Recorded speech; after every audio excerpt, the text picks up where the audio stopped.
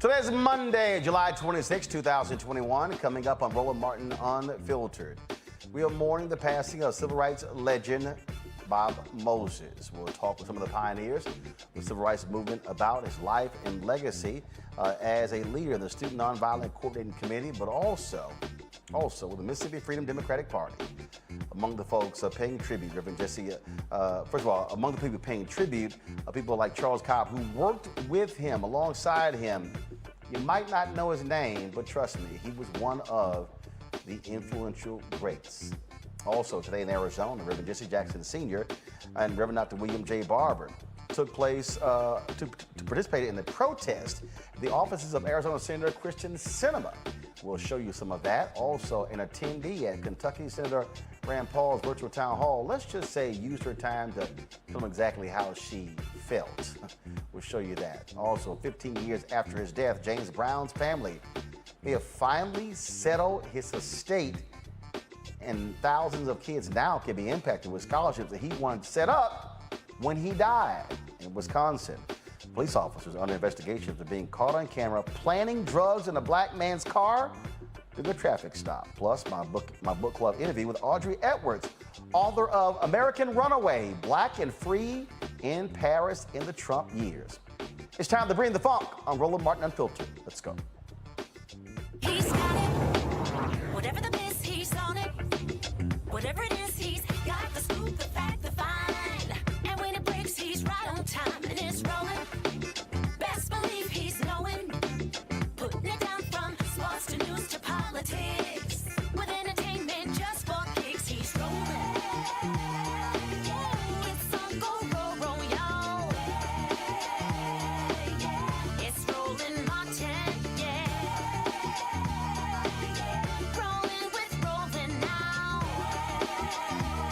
He's funky, he's fresh, he's real, the best, you know he's Roland Martin now.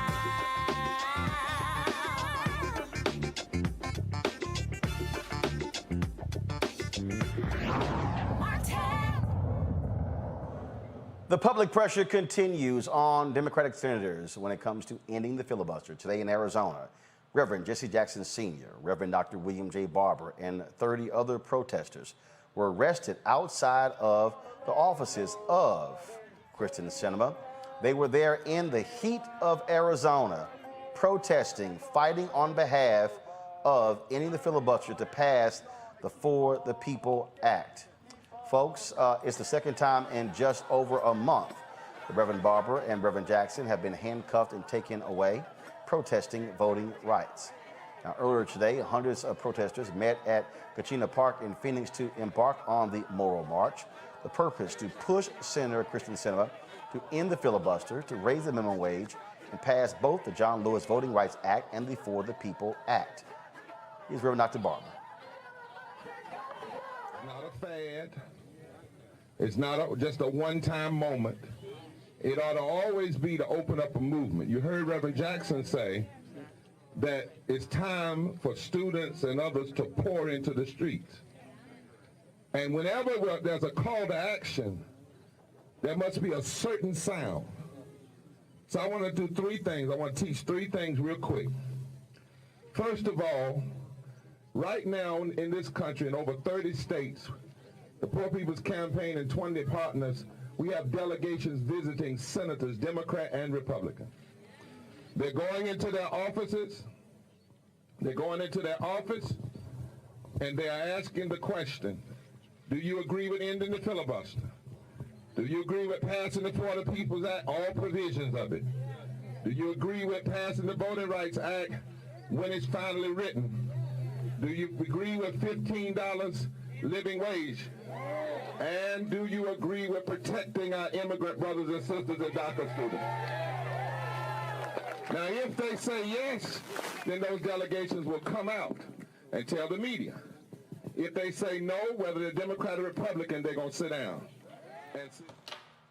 Now, folks, like West Virginia Senator Joe Manchin, Sinema is currently not on the same page as other Democrats about passing these bills. And so Reverend Barber and others say they were going to continue these mass action, these civil disobedience protests. We will be with them tomorrow in Austin, Texas, actually in Georgetown, Texas, which is outside of Austin, Texas, where there will be 4 days of marches similar to Selma to Montgomery, protesting the Texas voter suppression bill and fighting for these very same issues. We will be live streaming these events as well on the next several days. Now, I want to go to my panel. Joining us, Dr. Julianne MALVEAUX. She, of course, is the Dean, College of Ethnic Studies, California State University, LA. Omokongo Dibinga, Professorial Lecturer, School of International Service, American University. Faraji Muhammad, radio and TV host. Folks, glad to have you here. The pressure is working. Over the weekend, Virginia Senator Mark Warner came out and announced that he will support a narrow use of ending the filibuster for the purpose of voter reform. That right there, Julianne, shows what happens when you have the constant drumbeat of pressure on Democratic senators. Absolutely. Senator Warner is late, but is good. It's so important for these folks to understand the history of the filibuster and what it's about. I just had an argument, or a heated discussion, one might say, on campus last week with a man who's on our side pretty much, who told me what the filibuster is in the Constitution. Well, it is not. These myths about the filibuster have to be busted, if you will. And so as Reverend Barber outlined, people go from office to office, raising the question, taking the information. We'll flip a few people. We might not flip enough, but we should be able to flip a few. And as you say, this is really about constant pressure. We know what the filibuster was for historically. We know that it was to deprive Black people of their rights. And here we go again. You know, this right here, Omokongo, again, when you talk about the pressure, when you talk about keeping it front and center, that's why there are mass protests. That's why there are marches. That's why you have folks getting arrested. One of the things I think is also important to see with that is that we see Reverend Barber, Reverend Jackson, and Reverend Theo Harris, who's a white woman. We're seeing a multiracial coalition and a multi-generational coalition. To see those young people up there with our elders, with our leaders who've been marching and fighting for so long, these senators, they need to wake up, because there's always this idea of, well, it's going to blow over. Oh, that's just Reverend Jackson and Reverend Barber doing their thing. No, they have always been about building grassroots coalitions. And so what I also love is that, kind of going Dr. MALVEAUX was saying, we're going towards the Democrats. People talk about Republicans and all of this. No, we got to put the pressure on the people that we put in the office. And when it comes down to it, when I see that image of Reverend Jackson marching down there in Texas, and when I think about everything that just him individually, you know, has done for us and still doing it, what excuse do we have? And so these senators need to know, Cinnamon Mansion, we're representing the people who come before us, we're representing the people coming after us, and we're not going to stop till we get this done. So you might as well wake up now and get with the program. Faraji, your thoughts on this?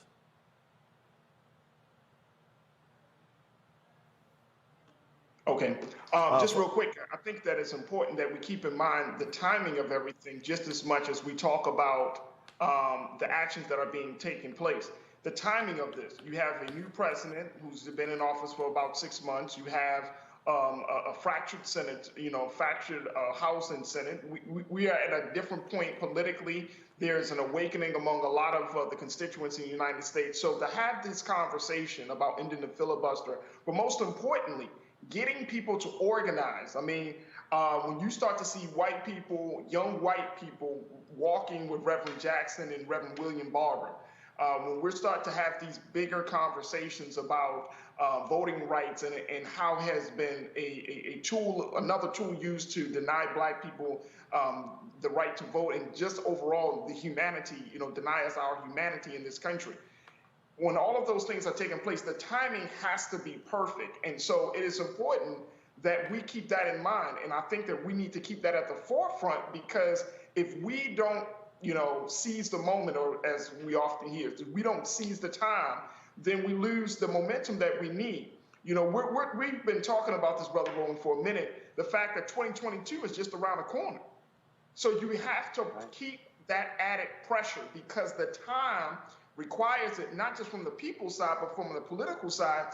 Who knows how things will change in 2022? So it is absolutely important that that pressure is kept on the Biden administration in this Congress this year. When we think about what's happening with voting, that, of course, was one of the biggest issues facing African Americans during the 1960s. One of the people who was one of the preeminent strategists during that period was Bob Moses. We found out on yesterday that Bob Moses had passed away at his home in Hollywood, Florida. He was 86 years old. His name is not one that many people would recognize.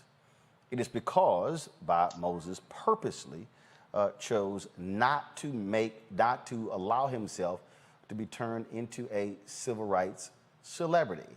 He wanted the focus to actually stay on the work. In fact, it was one of the reasons why he left the movement in 1964, and then, of course, he began to speak out against the Vietnam War at the first mass rally here in the nation's capital. And 5 years after he was past the age to be drafted, all of a sudden he got draft orders. He and his wife left America, moving to Tanzania. Bob Moses was the field director for the Mississippi field director for the Student Nonviolent Coordinating Committee. He, of course, an influential voice, a giant in the movement. Joining us right now are two folks, one who knew him quite well. They worked alongside of each other. He also was the co-author of Bob Moses' book. Glad to have Charles Cobb with us. Charles, it is, you and I talked yesterday, Charles, and he was a towering figure that a lot of people didn't know about. Yes, that's true. But let me add to that, a lot of people didn't know a lot about the struggle that was unfolding in the Deep South. So, talk about, because it was, again, as you and I were talking, Philip Agnew told me this great story. You know Philip very well. We of course had the great Facebook conversation between the two. Right. Philip said, because I wanted Bob to be a part of one of these conversations, and they politely turned us down. And what was interesting about that was Philip said, he said, Roland, Bob could be sitting at a table for dinner and literally say nothing. He said he would just listen, let everybody else talk, and he would just listen and barely say any words. He was shared with folks just how he was a quiet force, not one of the folks who's going to be out there giving major speeches and standing in front of the whole world. That is true. But remember, you're talking about speeches, you're talking about rhetoric and the like. Bob talked to people, ordinary people, and the conversations were fairly straightforward and ordinary. Bob simply was not full of a lot of rhetoric. It was his makeup, his instinct, politically and otherwise, was quiet, direct conversations, trying to encourage people to step forward and take some sort of action. I did get a chance. I wanted to act. One of the things that I did, Charles, I've made an effort to try to sit down and have as many one-on-one conversations with civil rights veterans, leaders. I was really looking forward to SNCC 60th anniversary here in D.C. last year. COVID canceled that. You guys are going to have it virtual this year. And I wanted to be able to have some. I want to be able to have some of those conversations. And one of the folks I wanted to talk to was Bob, because in all the different books I read, it was amazing. I kept coming across his name, and it was interesting because I'm reading these books and I'm going, why is it that I haven't heard more about this guy? And he was a school teacher in New York who decided, after seeing what was happening in Mississippi, he said, I've got to go help.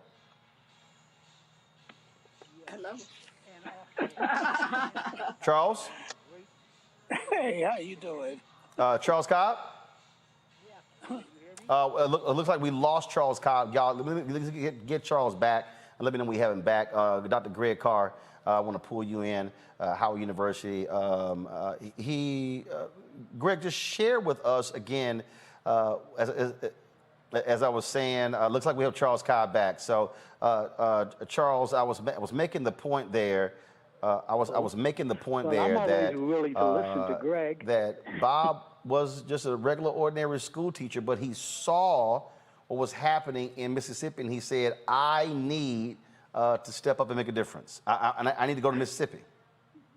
Yes, but it's important to understand in terms of his decision to do that, the influence of one of the great figures of 20th century black struggle, Ella Baker, who was really the major influence on Bob.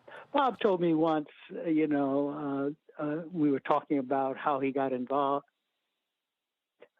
Can you hear me? Yeah. Now I can hear Charles.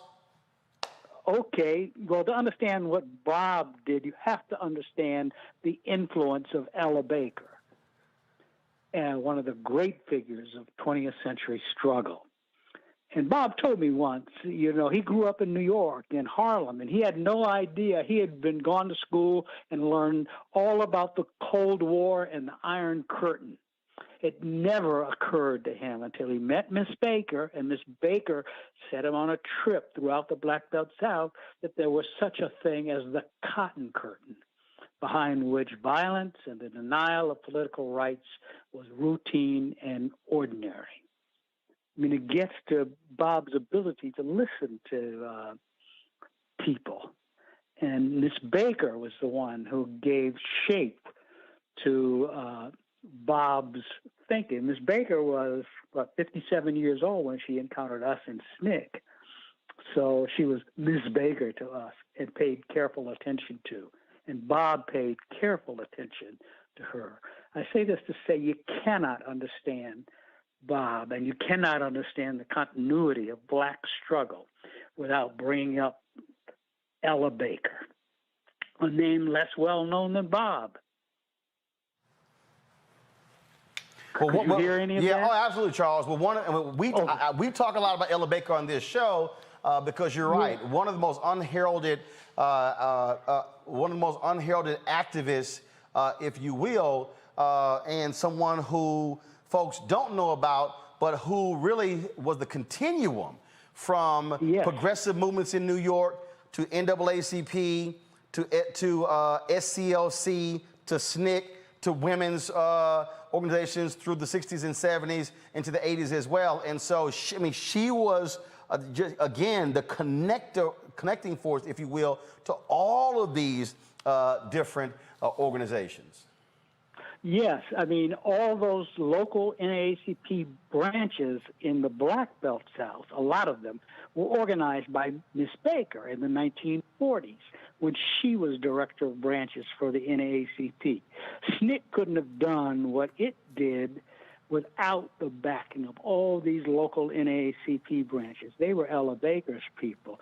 And for us to be able to say, as Bob and I often did, we were Miss Baker's people, gave us instant credibility. Tell us about, first of all, we know, of course, we're talking about his civil rights work, but an extension of that was his belief in teaching black kids math. His book was called, folks, if y'all can pull his book up, Radical Equations, Civil Rights from Mississippi to the Algebra Project. You co-authored that book with Bob. And so just share with folks again, just how he was just such a huge believer in teaching our kids math. Well, Bob was really a huge believer in the importance of literacy to struggle. And he made the point over and over again, particularly in talking about the founding of the Algebra Project. There's always been a question of literacy tied to civil rights and freedom. That's why black schools were outlawed in the 18th and 19th century in the days of slavery. That's why you had the kind of segregated schools you had in the 20th century. There's always been a question of literacy tied to civil rights struggle. And Bob's argument with respect to the Algebra Project was that you need to put math literacy next to reading and writing literacy in order to have full citizenship in the 21st century, when what was the industrial era that had defined America was now also becoming a technological era in which math and algebra were much, much more important. And so Bob was making the case that you could not be a full citizenship without complete literacy, that you could not go to college in the 20th century, in the late 20th century, and walk through the doors and say, oh, I never did get that reading and writing stuff. You could go to college at that same period and say, and I never did get that math stuff. And Bob wanted math placed right next to literacy and reading, right next to reading and writing, if a person was going to function as a complete citizen. And math, he felt, was the key to developing the kind of literacy that he wanted to. And he argued politically that the state deliberately kept young black people illiterate when it came to math. That's sort of the first short, compressed version of Bob's thinking. It really meant, in his way of thinking, math literacy was a civil rights issue.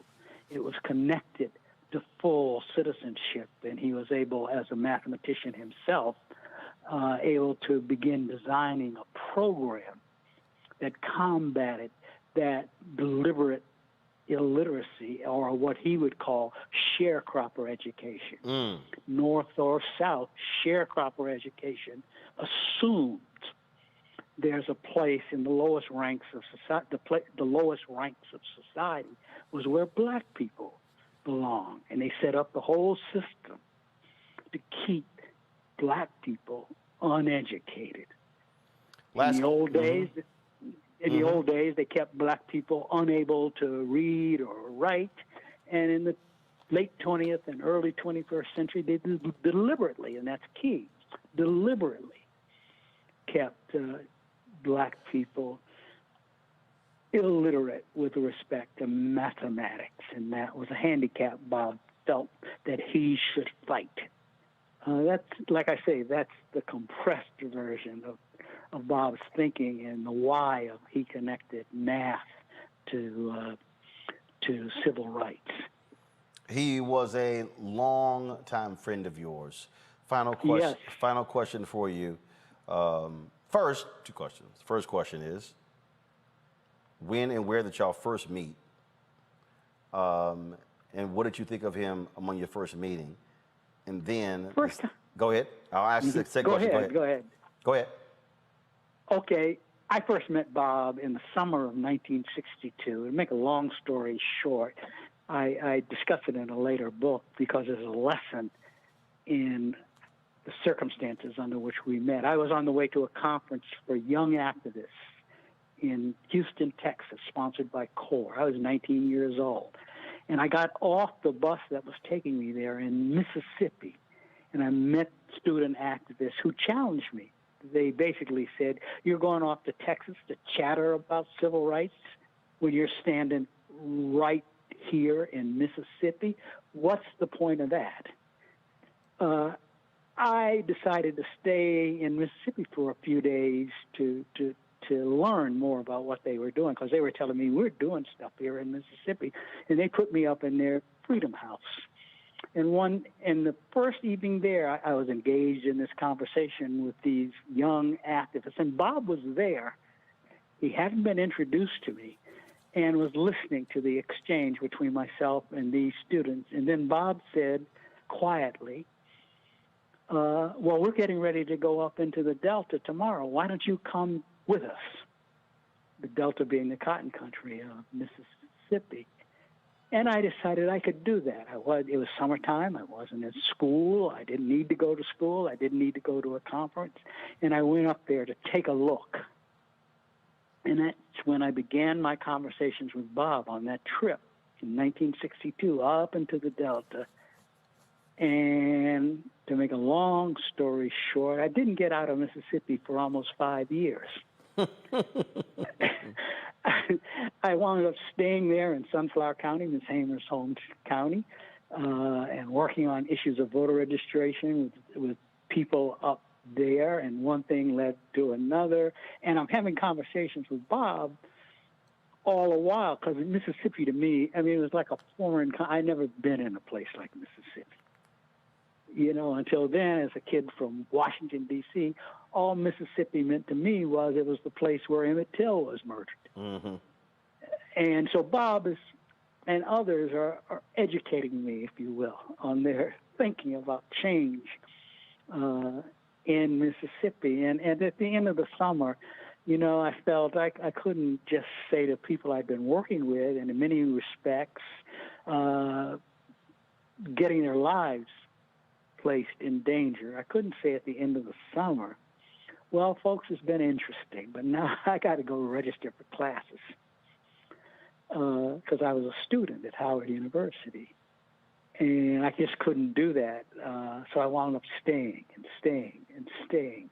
It's, you know, and Bob and I became very close during this period because he and I were the only two people from the North working in that movement there full time.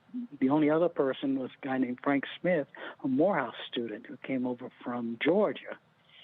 So Bob and I, you know, had a running conversation as we're sharing experiences about early 1960s Mississippi. He really, in some respects, was the older brother, the big brother, teaching the younger brother about what he had gotten himself into. And that really makes you close to a person. I think soldiers who fought in wars will understand what happened. Last question for you, Charles. What do you want the folks watching and listening to know, understand, and learn about your dear friend, Bob Moses?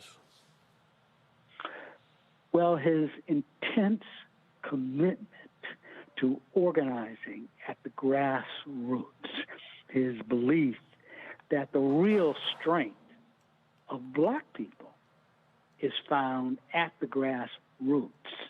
And if you dig into black communities, particularly communities occupied or being lived in by the poorest of the poor, you will be surprised by the level of strength that you find there. And it is that strength that has always made change, progressive change, for black lives. Charles Cobb, always great talking to you, my brother. Thank you so very much. Thank you. Thank you. I want to go to Dr. Greg Carr now, Howard University Afro-American Studies professor. Greg, I opened this up saying a lot of people are watching going, I don't know who they're talking about. When we talk about civil rights veterans, we talk about people who have had major impact.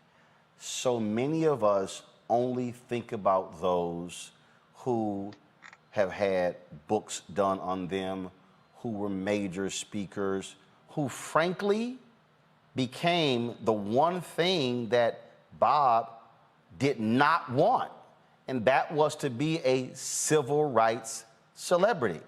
He literally walked away from the movement because he felt it was becoming more personality driven. He was looked upon as a celebrity as opposed to the focus was on the work. That's right, Roland.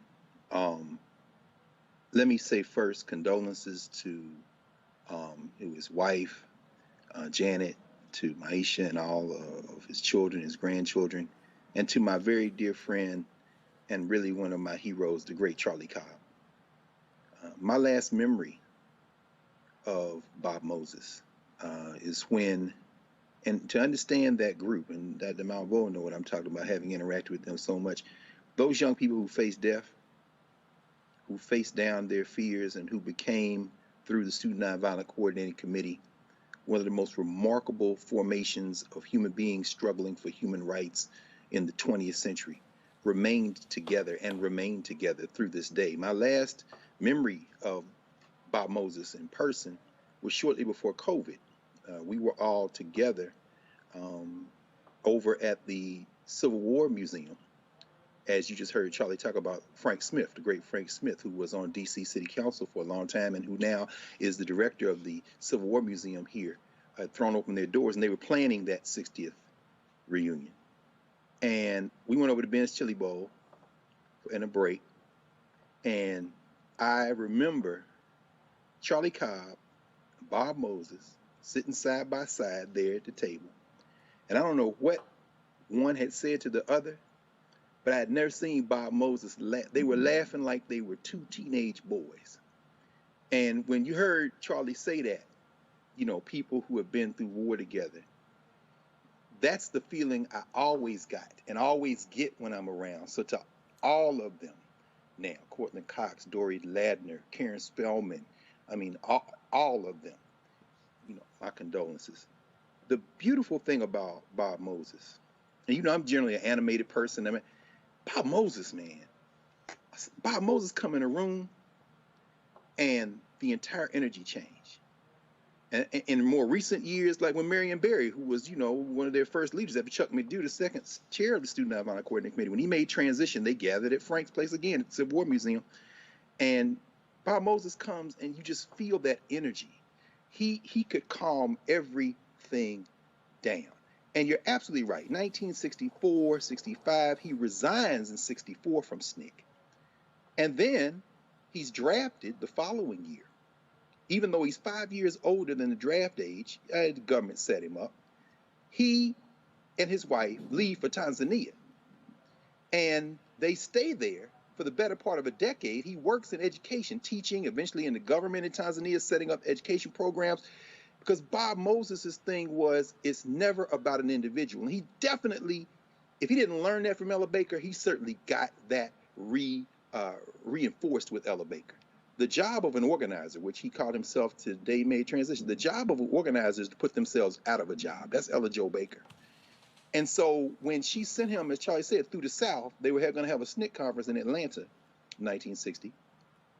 He goes to Mississippi and he runs into a man who they all speak of with great reverence. I know his son's on faculty at Chicago State in Chicago, and this is the great Amzie Moore. And Amzie Moore, Mr. Moore, who was over the Cleveland, Mississippi branch of the NAACP, was interested in voter registration.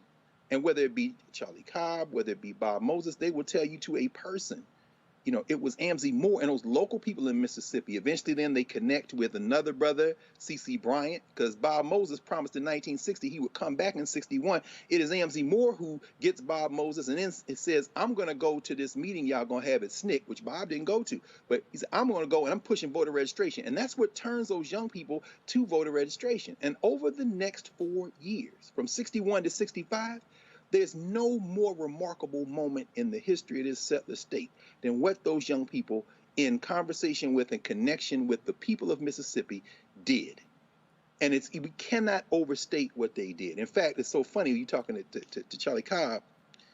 Charlie Cobb, in December 1963, wrote a proposal for something called freedom schools. And so the brother you just heard from was the guy who said we should bring these schools in here and jailbreak this education system and connect it to political education. And of course, he's following in the footprints of and alongside Septima Clark out of South Carolina. And in Philadelphia, we're in our 21st years of Philadelphia Freedom Schools. And later this week, we're going to talk long and hard about Charlie Cobb. About Bob Moses, and I'll stop with this for now. Because in 2002, when Bob Moses and Charlie Cobb wrote that book, Radical Equations, I reached out to Bob Moses and said, brother, will you come to Philadelphia? I've picked this book for our Freedom School high school students to read. And we had about 200 some students, about 230 students. He was teaching high school, Roland, in Jackson, Mississippi. Now, this man taught at Harvard. He taught a class at NYU Law with my former colleague at Howard Law, Addison Francois. He wrote a whole book with some other folks on the fact that education should be a constitutional right. He could have had his pick of any job at any university in the country. Bob Moses taught high school algebra in Jackson, Mississippi, among other places. And he sent word back, I can't leave my classroom, but I'll send my friend. And Dave Dennis came and spent time with us working through that book, which I encourage everybody to read, Radical Equations. He eventually, about 10 years later, around 2011, 2012, he and his wife, Janet, came to the University of Maryland Eastern Shore, where we were having Freedom Schools training, and spent the day with us and into the evening working through his ideas and what he thought we should be about. I don't think I ever saw Bob Moses give a full-on speech whenever there were people around. Bob Moses would come in a room. He was there to give a talk or be on a panel.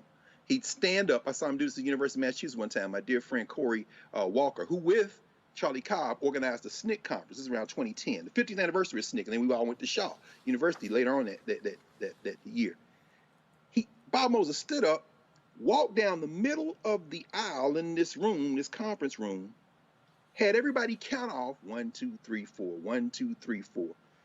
Then took the 1s, the 2s, the 3s, and the 4s into 4 clusters to talk about the social problem they thought was most important, waited 15 minutes and had everybody report out. Bob Moses organized, even at conferences, brother.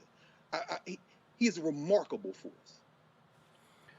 The reason we are walking through this, Omokongo, Julianne, and Faraji, is because I believe, I really believe we, and this is where I'm speaking, right now, I am not talking about mainstream media. I'm talking about Black-owned media. I believe, Julianne, that we have made a significant mistake in this, because what we have not done is properly and consistently introduce people, introduce our audiences to these significant forces. I've often said, Julianne, that the greatest mistake that we've seen from people is that we get so caught up in the hype of the major events, but we don't spend our time dealing with the strategy, the planning, the organizing, the mobilizing, all of those different things. And that, to me, is what it means when we talk about giving people a full understanding of who Bob Moses was. Your thoughts? You know, one of the most important things Bob Moses did was the Algebra Project. I think that algebra is a gateway to all kinds of occupations, from engineering, economics. The Algebra Project, really, he took his civil rights passion and talked about mathematical literacy. And we know how many of our people get ripped off because they didn't read the fine print because of all of that. So in addition to his many, many accomplishments, I think it's really important for us to think about the Algebra Project in the context of what our people are learning, our young people are learning and not learning today. And we know so many of our young people are math phobic. We know that teachers do not encourage our young people. So this man had an amazing vision to go from really being in the trenches of the civil rights movement to being literally moving with education and talking about algebra and mathematics. And he was funded for it, of course, and brought a lot of people in. Some estimates say as many as 40,000 to 50,000 young people took algebra because of Bob Moses. So even as we look at his civil rights legacy, we need to also look at his educational legacy and how important that was. That right there, Omokongo, I think is what's critically important. And again, I think that that's why when we do roll call, that's why when we have these Black History Month events, we have MLK Day, and especially on MLK Day, I consistently say to people that the national holiday of the Reverend Dr. Martin Luther King Jr. is not about him. The holiday and the statue really is a monument to all of the people who were involved in the movement. And I think we do a disservice when we talk about folks in that period and we only say Reverend Dr. Martin Luther King Jr. and folks stop there. They might mention Thurgood Marshall, they might mention Roy Wilkins, they might mention Whitney Young, they might mention Dorothy Height, but we really need to be explaining to people Septima Clark, That's right. Diane Nash, James Bevel, Ella Baker, Bernard Lafayette, I'm going to talk to in a second, James Orange, Hosea Williams, Fred Shuttlesworth. And I can go on and on and on because, and yes, Bob Moses and Charlie Cobb, and of course, James Foreman. I mean, we can go on and on because that is the movement. Roland, please mention a few more women. No, well, first of all, I said I can go on and on, Julianne. Yeah, after you did like 20 men. No, I didn't mention 20 men. And I did mention Septima Clark and Diane Nash and Dorothy Height and could have mentioned Merle Evers Williams and I could have mentioned many of them. My whole point is you got to walk it through. So I did purposely mention men and women, but that's the whole point there. And I mentioned Ella Baker as well. I can do Constance Baker Motley. I can go on. But my point is I did both.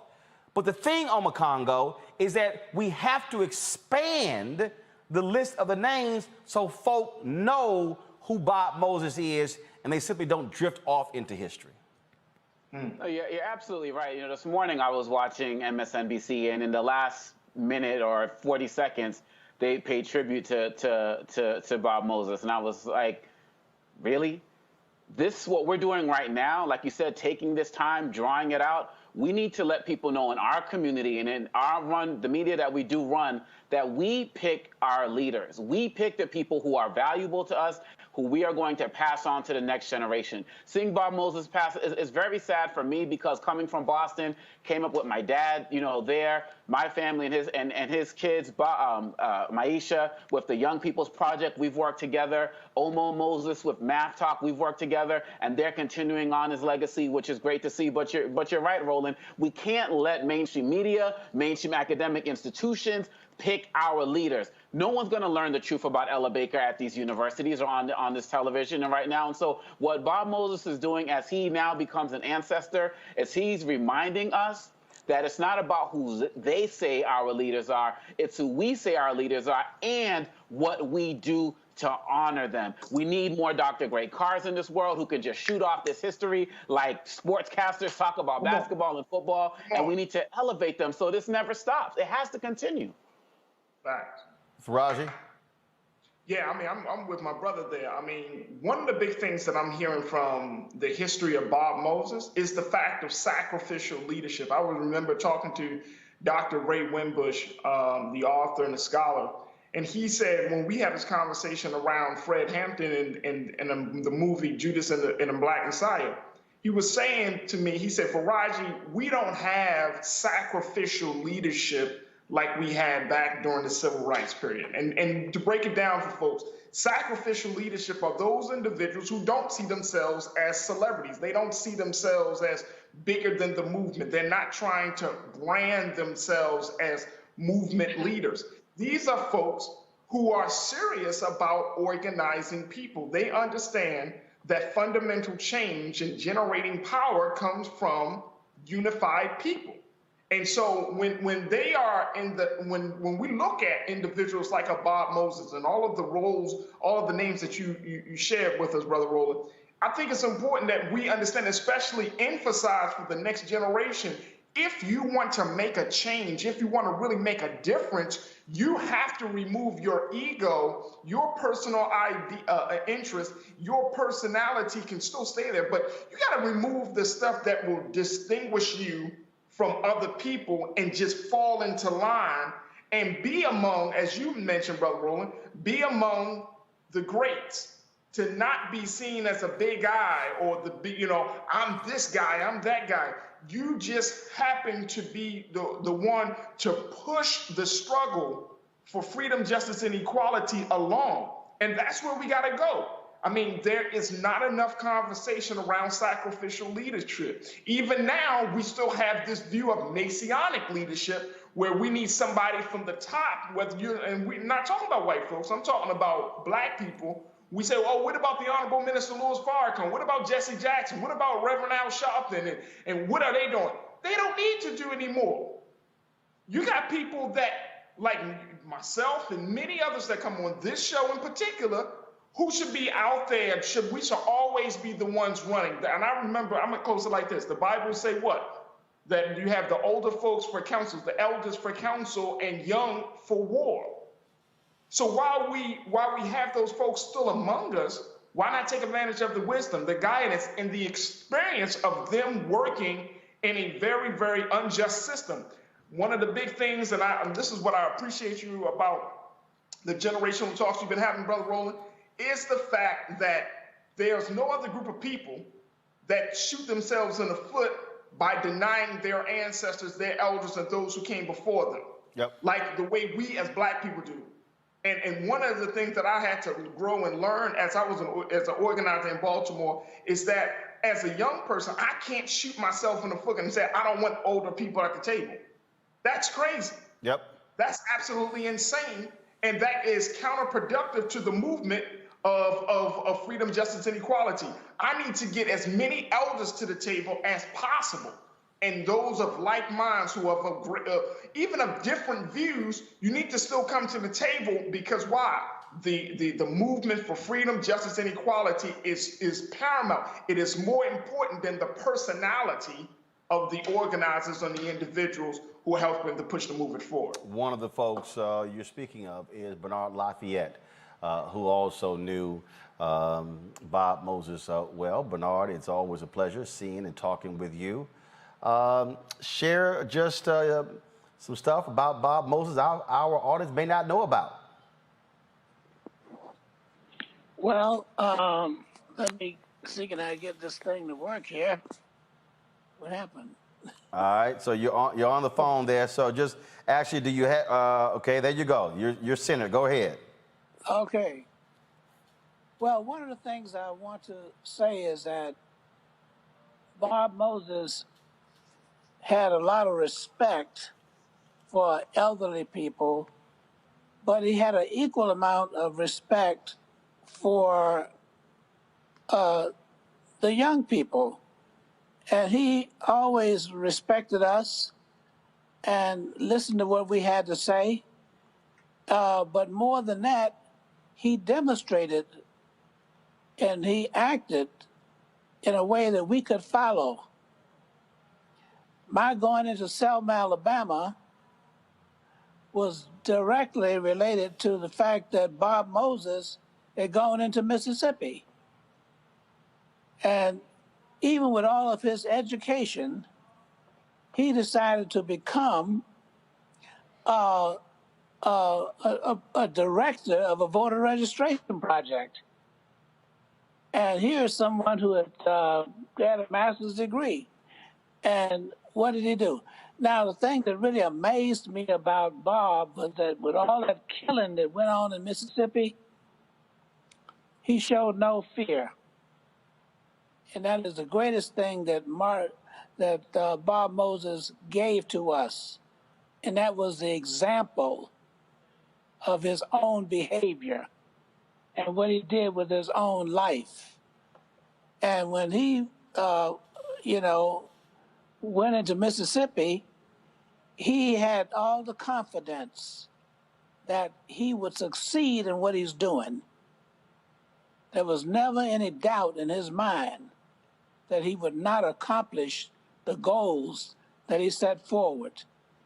And frankly, when I went into Selma, Alabama, it was following Bob Moses' example. That's what I wanted to do. There were other things that I could have done, but I wanted to do what Bob Moses was doing, the way he carried out the movement in Mississippi. and showed us the way. And he never did get into any arguments or shout matches with people and all that kind of stuff. He always, and you could tell that he was always doing research and studying situations. You know why? All you got to do is look at his eyes. No, look at his eyes, the pictures you got and everything. Yep. You know what he was doing? He was studying. That's what he was doing. Look at his eyes. He was studying. So he showed us as young people that we have got to continue. We can't come to any quick conclusions. We've got to continue to study situations and learn from those situations, and that is a quality of success. And I can't say enough about him. And he was very unusual in that way, that he did not try to boss us around because we were younger. Now, when you think about SNCC, you think about Marion Barry. Well, he had already finished his master's degree. All right? Yeah. In terms of being the first chairman of SNCC. Okay? And a lot of people get facts mixed up. But he was, thinking about becoming finishing his doctorate degree because he wanted to be head of the psychology department or chemistry department at the University of Tennessee. He already had a specific thing in mind, but he went to Washington, D.C. and ended up being the mayor. But the point is, Bob Moses and others like him were good examples, and that's why we were able to succeed the way we did, because we were watching them, and they were also watching over us. Bernard, final question for you. 50 years from now, 100 years from now, a kid is going to come across a book or a documentary. They're going to come across a speech. They're going to come across some papers. And they're going to see your name, and they're going to see Bob's name and the name of so many other people. Look like we lost Bernard. Let me know when I get to ask him that question. I can hear you. Okay, there we go. There we go, Bernard. You're there.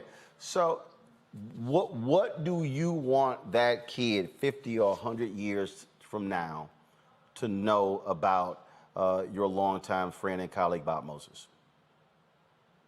I would want them to know, and I'm very clear about it, is that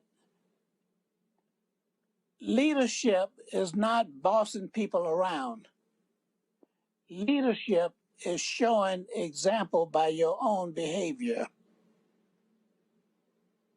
And by your own behavior, you are convincing them that they can achieve the goals that they set forward. Yeah, it's always a pleasure chatting with you. Look forward to our next conversation. Thank you. Folks, we have more tributes to Bob Moses on today's show. I'm going to take a break right now. When we come back, we're going to talk with Meg Kennard, a reporter out of South Carolina. Finally, the James Brown estate has settled 15 years of drama. He's been dead 15 years, and finally they're selling the estate. Maybe now they can do what James Brown wanted to do. We're going to talk to her about that, more about the life and legacy of Bob Moses, and lots more right here on Roland Martin Unfiltered. Don't change that dial, because trust me, ain't nobody else doing anything like we're doing tonight. Back in a moment. The same forces that are trying to pass these bills across the country, but here in Texas, to, yes, suppress, to stop, to undermine the vote. The same folk that block you from having living wages are the same folk that wouldn't fix your utilities problem. In this time, when our voting rights are under attack and economic justice is being denied, We're launching a season of nonviolent moral direct action to demand 4 things by August the 6th. the 56th anniversary of the signing of the Voting Rights Act. Number one. End the filibuster. Number two.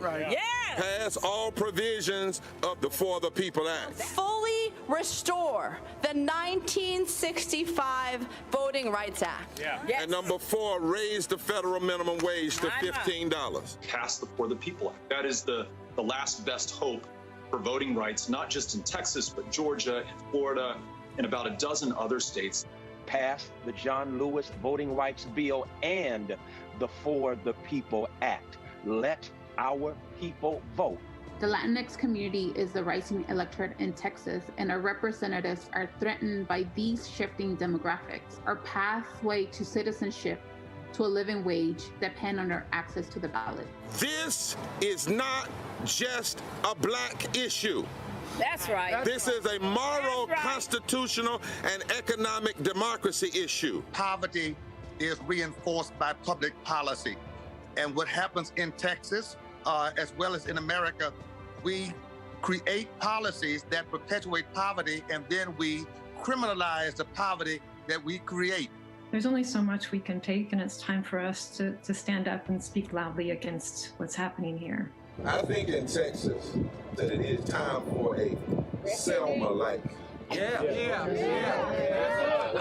think we ought to march from Georgetown to Austin. And we ought to come to Austin, but we ain't coming to Austin just for Austin. We come to Austin to save the Washington, D.C. Which side are you on? And don't tell us you can't do all of this. You must do all of this for the soul and the heart of this democracy. Forward together! Forward together! Forward together! Racial injustice is a scourge on this nation, and the black community has felt it for generations. We have an obligation to do something about it. Whether it's canceling student debt, increasing the minimum wage, or investing in black-owned businesses, the black community deserves so much better. I'm Nina Turner, and I'm running for Congress to do something about it. Hello, everyone. It's Kiara Sheard. Hey, I'm Taj. I'm Coco. And I'm Lily. And we're SWV. What's up, y'all? It's Ryan Destiny, and you're watching Roland Martin Unfiltered.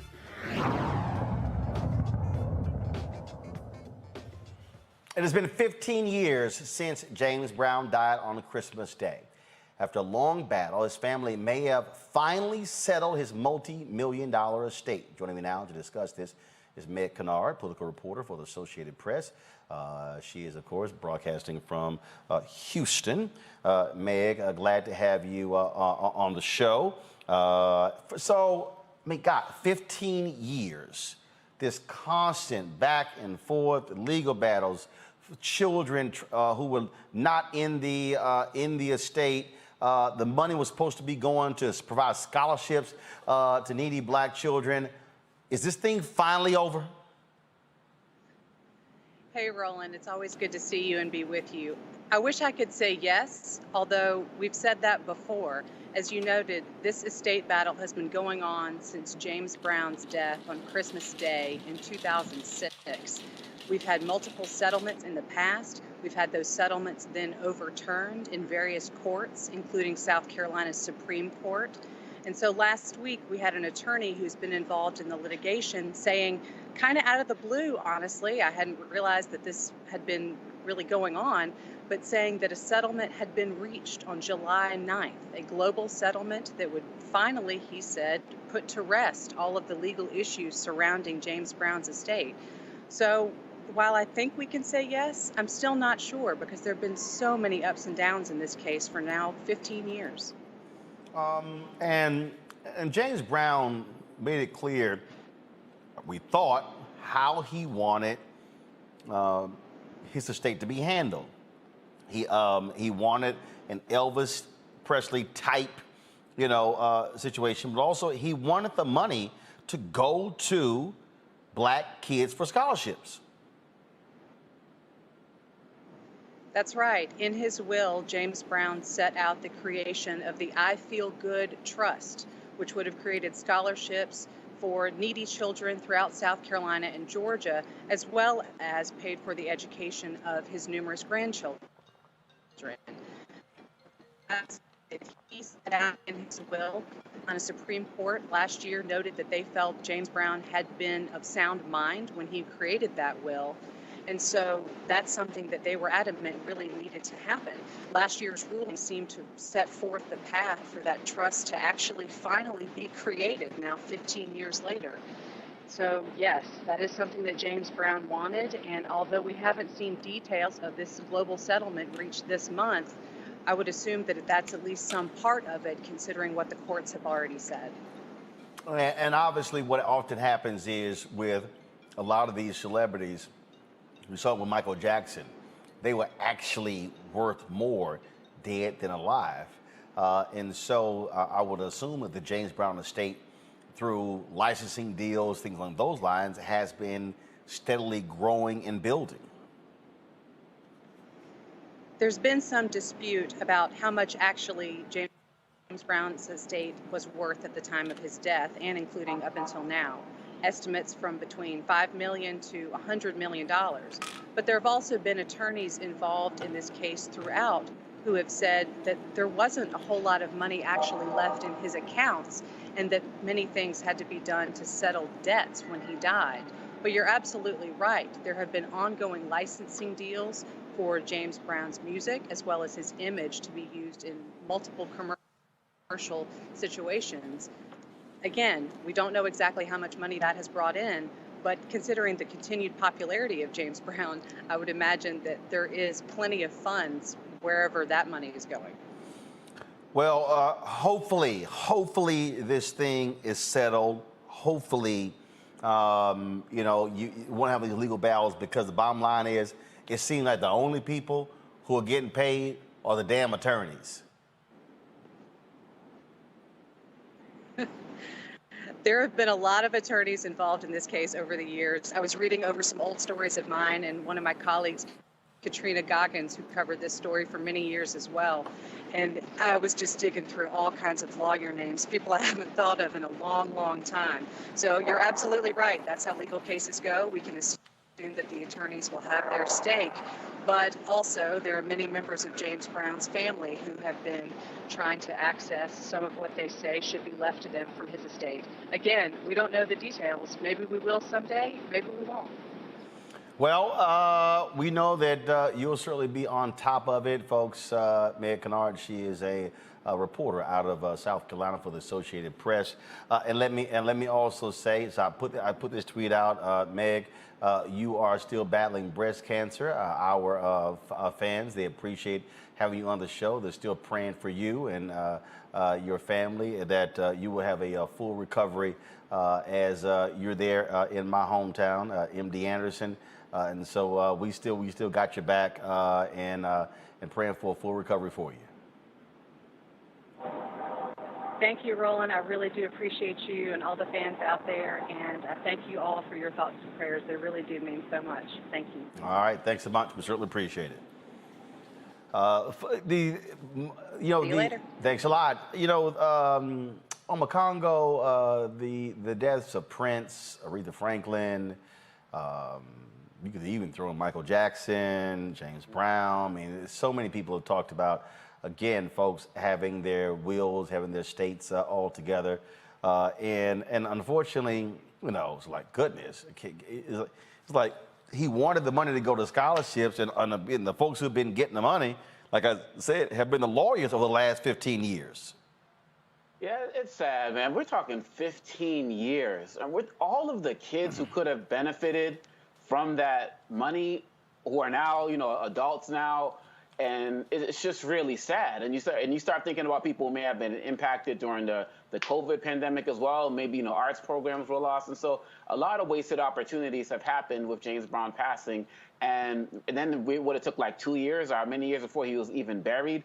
So I think that this needs to be a lesson for all of us, to be quite honest. I mean, when I'm thinking about someone's net worth, I'm thinking maybe like a $20 million difference, maybe like 80 to 100 million. People are saying between $5 and $100 million. I mean, it's ridiculous. And so I think all of us who don't have even clearly the same level of stature, we need to all start looking at our financial houses. We've seen situations in our communities where mothers and grandmothers and grandfathers and fathers have died, and their houses got taken, you know, by churches and banks and different types of places. If what has happened with the people who you've just mentioned have not been a wake-up call for all of us to get our house in order, I don't know what will. It's a real tragedy what has happened with him and what happened after he passed. There are a lot of people who were contesting the will, people who were left out, all of that. That's why I always get a kick, Faraji, out of the folks who put in their estate, if anybody legally challenges this, you definitely get left out.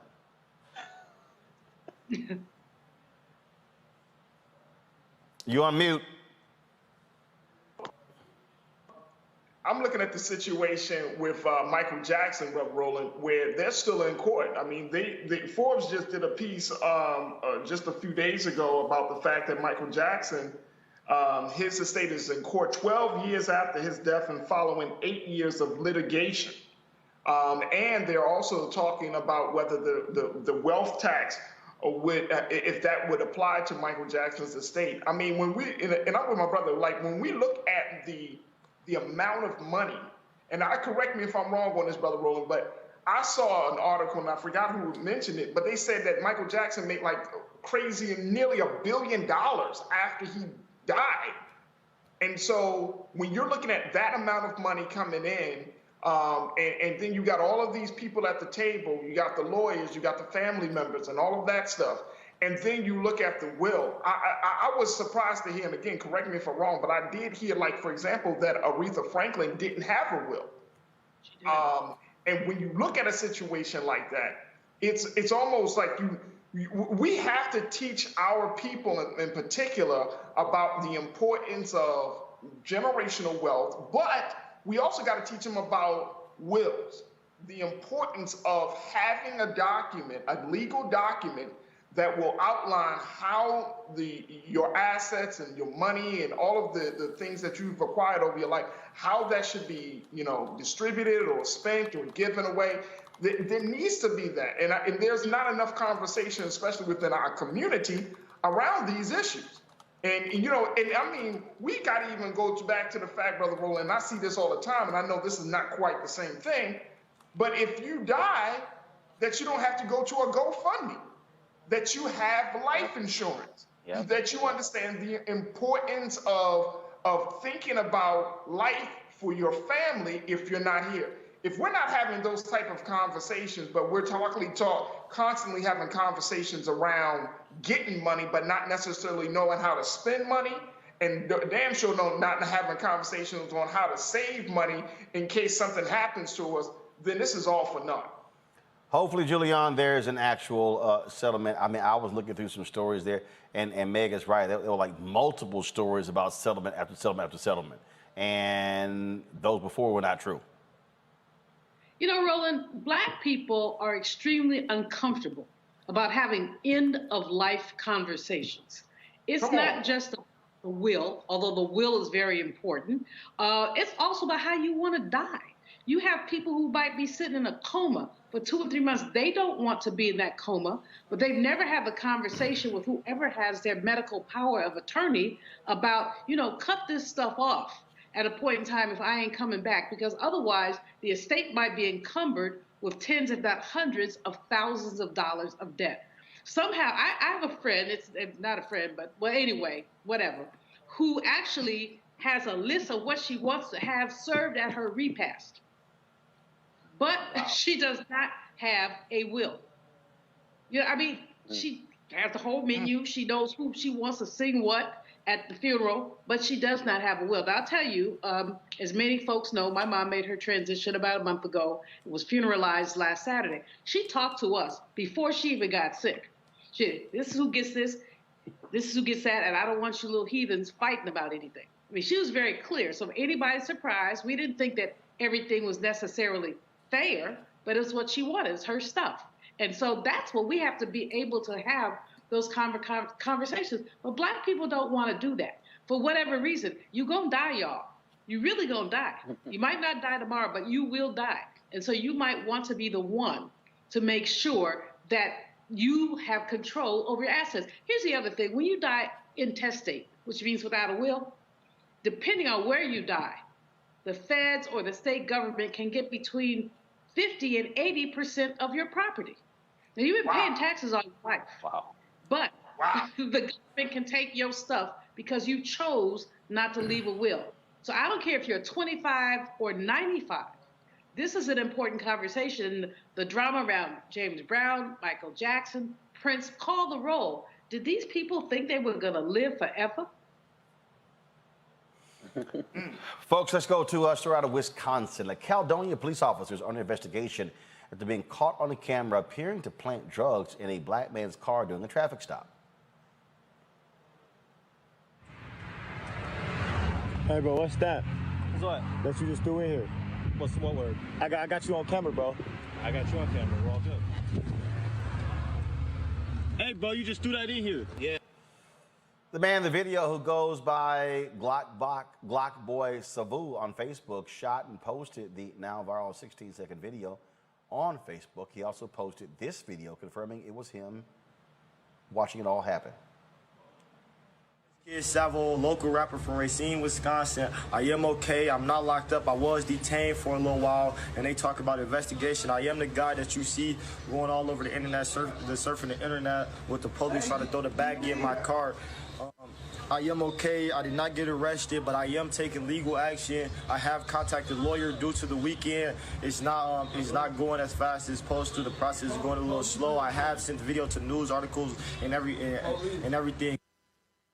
Well, after the video went viral, the Caledonia Police Department launched an investigation, and Police Chief Christopher Bosch posted this statement on Facebook. Earlier today, the Caledonia Police Department was made aware of a cell phone video that is circulating social media platforms depicting the actions of a Caledonia police officer. We were able to locate the call for service associated with the cell phone video. The Caledonia Police Department is conducting a comprehensive internal review of the incident. All officers assigned to patrol duties are equipped with body-worn cameras, and preliminary information indicates the officers on scene of this incident all had their body-worn cameras activated. In addition, marked Caledonia police patrol vehicles are equipped with dashboard-mounted cameras as part of the internal investigation. We will be reviewing those videos. We will also need to gather information from all officers who were present. The complete review will take some time, but I have reviewed portions of the body-worn camera video. Please keep in mind that the cell phone video that is circulating depicts only a small portion of the entire encounter, whereas all available video may provide more context. The Caledonia Police Department believes strongly in transparency. Therefore, all body-worn camera video will be made available within the coming days. Please be patient, as there's a lot of information to review. Please know that we are taking these matters very seriously. Christopher Bosch, Chief of Police. Now, folks, here's the body cam video of the officer who tossed the plastic bag in the back seat.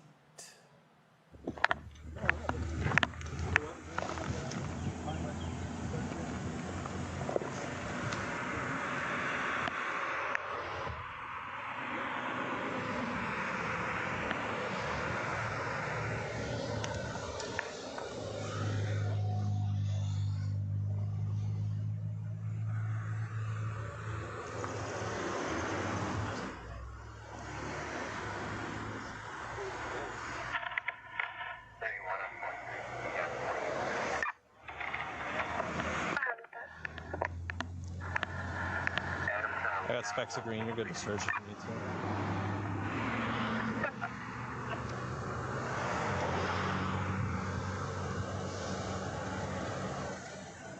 Corner cut.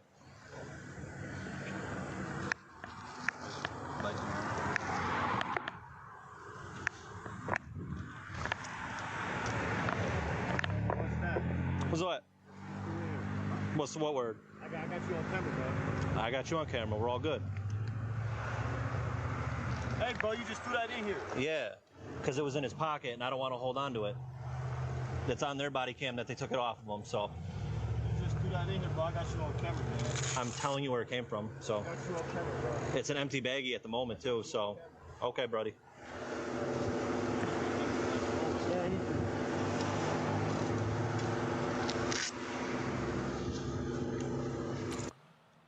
So what you saw there is, again, the body camera footage of the officer throwing the baggie on. Now, if you look at that video,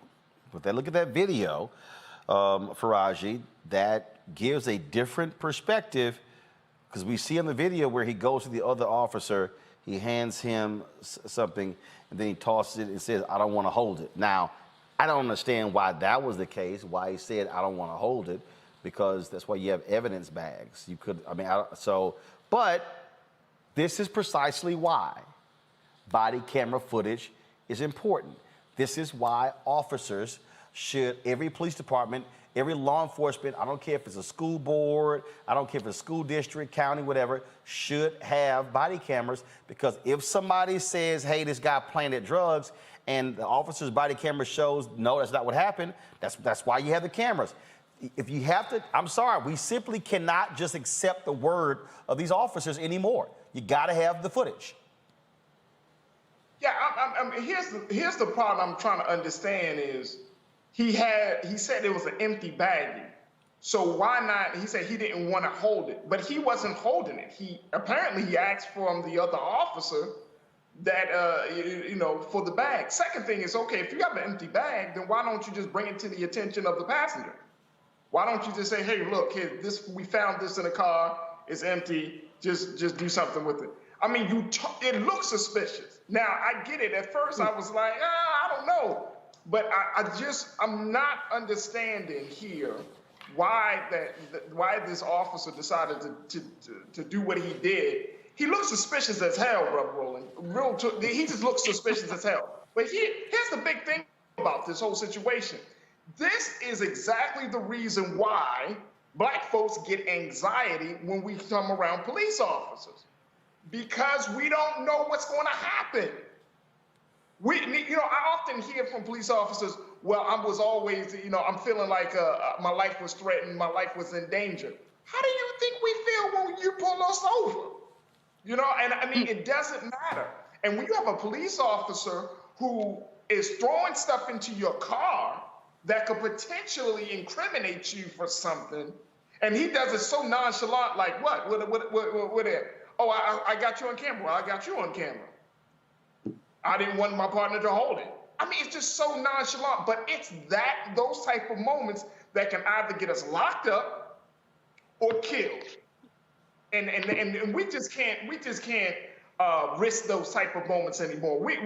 I mean, I'm glad that they want to do an investigation, but just the simple fact that the officer made a judgment call like that, he should be dismissed from the force.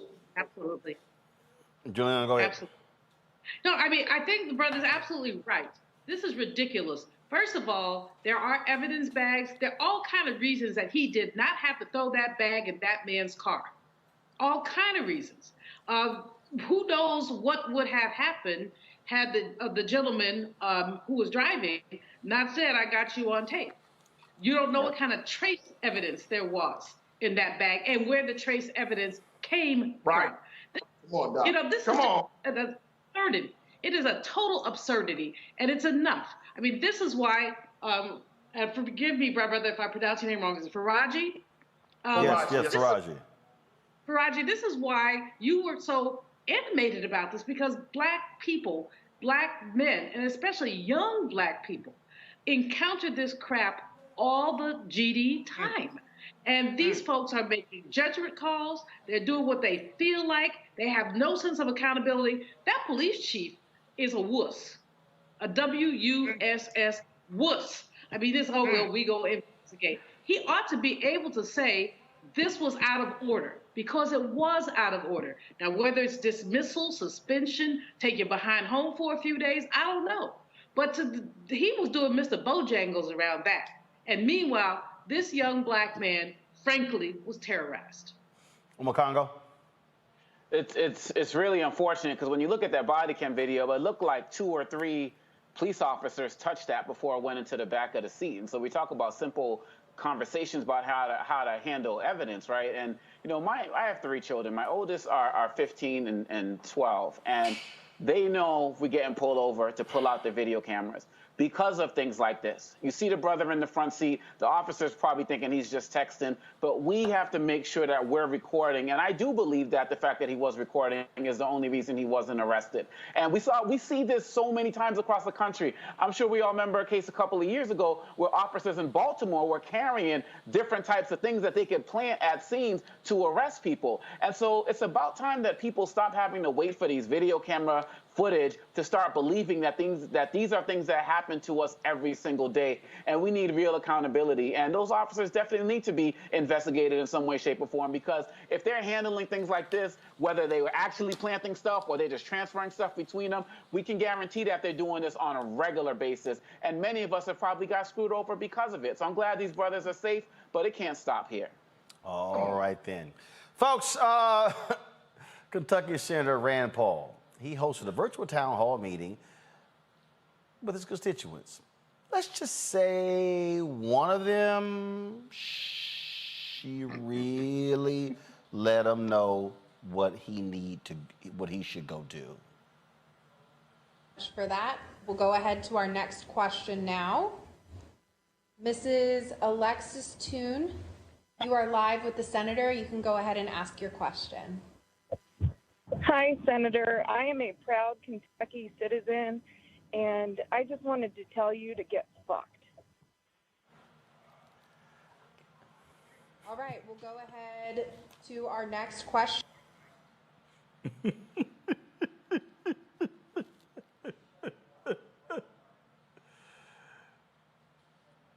Y'all pull the panel up.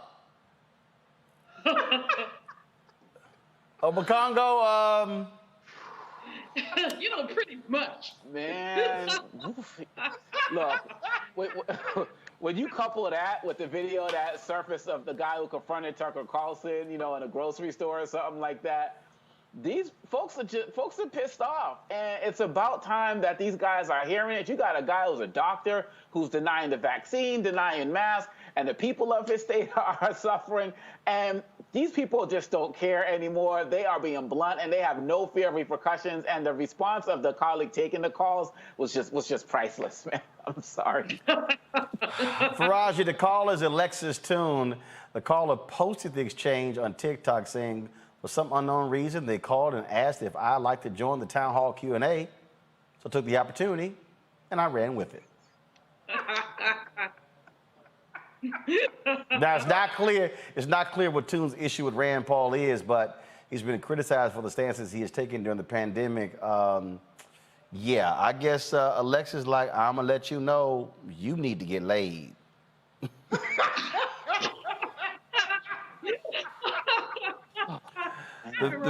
The video has since been removed, y'all. That was good. That was good. All right, speaking of good, my man Drew. Y'all remember Drew comments? Drew was a big supporter of Kamala Harris during the campaign.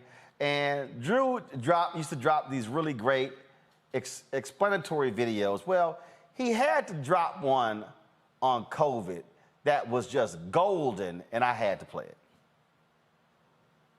Yo, 150 million full vaccinations given out in the U.S., and I'm one on Moderna gang, my boy. Why'd I do it? Pretty simple. Deadly pandemic. I ain't trying to die. Vaccine, 94% effective after the second shot. Sign me up. After hearing from virologists and ICU physicians, most of whom look like me, my mind was made up. Not to mention, nobody give me a good enough reason not to do it. You don't remember Tuskegee, my boy? Yeah, I do, and I also remember in that same instance, black men were refused treatment. But look how fast they made it. They didn't test it. That's cap. First off, they started phase 1 of human trials for Moderna back in mid-March 2020. Plus, 3 things contribute to vaccine development usually taking so long. Funding, manpower, where the starting point is. These are the same factors that go into dating, but that's a conversation for another time. Let's first look at funding. Medical research costs money. Most of the time, one of the biggest challenges is getting grants. But that wasn't the case this time around. With the exception of the state of Georgia, the whole world closed down and researchers had access to all the money in it, which leads into the next advantage they had. Incredible manpower. Usually these research groups are pretty small with a handful of folks. With COVID-19 taking top priority in the world, the entire global medical community researched it together at the same time and shared notes. That, with 100,000 people pretty much immediately volunteering for trials, they had more manpower than the comment section of a Kevin Samuels video.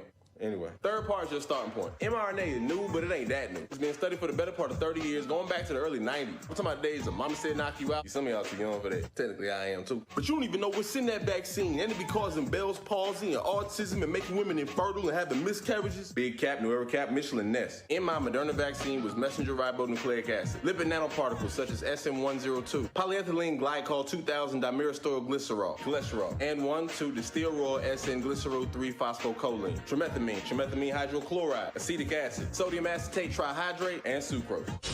Bruh. Ain't none of that causing Bell's palsy, autism, or infertility in women. Look, this how they work. The mRNA goes into the cytoplasm of the cell and gives instructions on how to make the spike protein found on the actual COVID-19 virus. Your own body creates the spike protein, then creates antibodies that can beat it when and if the real thing shows up. So in athlete terms, the mRNA shows up with game film. Your body then creates a scout team and can strategize against and beat up on in preparation for game day, just in case there's a game day. So really, we ain't even talking about vaccination. We talking about practice. As with any vaccinations, there are minor risks. So talk to your doctor. They're gonna tell you the same thing. Then go get your shot. Because it don't make sense to be more afraid of the vaccine than you are of the actual virus. That's bass backwards.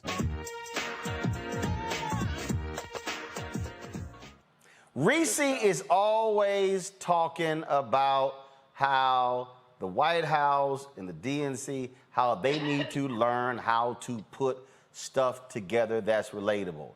That from Drew breaks it down for a lot of people, Faraji. He lost me after he said what's up. I mean, just simply because he talks too damn fast. And okay, but Faraji, you can't put up a 5-minute video. Come on now, it's like I get you. It's 2 minutes. But check this out. If you're trying to encapsulate a vaccine about during a mass pandemic in 5 minutes to give people this kind of like, oh, we're gonna get this quick snapshot of what it takes of why this vaccine is important. You're talking about people's health and well-being. The whole country is fractured because of this vaccine. A 5-minute video where a black man is talking fast and things. Because here's the deal. Because frankly, because let's just be real. The processing of people today, hell, ain't 5 minutes. It ain't 2 minutes. Hell, it's barely 30 seconds. So what he's doing is he's taking the application that makes stuff go viral and is applying it to this, dropping the music, using certain keywords, buzz phrases that make it interesting, like the Dayton quip, the Kevin Samuels quip. And that's one of the reasons why this thing's already garnered more than 2 million views. I get that. But you know what that also sounds like is propaganda. How? Just because it doesn't give people a chance to think through the information. How? All they gotta do is replay it again. Yeah, but like, okay, that's the case in point. Information has been out. Wait, hold up, Julianne. He's talking. Hold on. Faraji, go ahead. Very quickly, when he's talking about the ingredients for the virus, you see them big words. Big words. Okay. Then you want people to stop your video, look up the words, look up the impact on the human body, the whole nine. It takes away from it. I mean, I get it because the style is good, the music, you got Fresh Prince of Bel-Air, it's kind of funny. He's looking a certain way, he rocking the Kamala joint. I mean, he's doing the whole thing. But this is a very serious thing. But here's the deal, but here's the deal though, Faraji. We got people on Makongo who don't want to take the vaccine. They ain't watching this show. Okay, they ain't watching. We've had more than 100 COVID segments. Hell, they not watching actual news shows. So you got to figure out how can I reach somebody to at least get them to even think about it, who's sort of sitting here scared about it on the fence. Makongo, go. I think that is great. I think that we need more of it. Whatever it takes to reach different people. We got Juvenile doing Vax that thing up. Whatever it takes. And look, we all have listened to music where we're like, hey, what's that word KRS One just dropped? Stop the song, play, go to the dictionary, figure it out, go bump the chong again, right? And so with TikTok, and this is the way a lot of the young people communicate nowadays. That's why it has 2 million views. And the fact of the matter is, this gets to a different group of people who are going to receive it in a different way, where some of us may not be feeling it. And so I'm going to be finding that link and sharing it, because I think that is part of the real, I don't even want to say propaganda, the real programming that we need to do to get more people vaccinated. I'm with it. My kids will love it when they see it. Julianne, go ahead. I think the thing was brilliant. I think it was great. We've got this information coming 5 or 6 different ways. This is yet another way.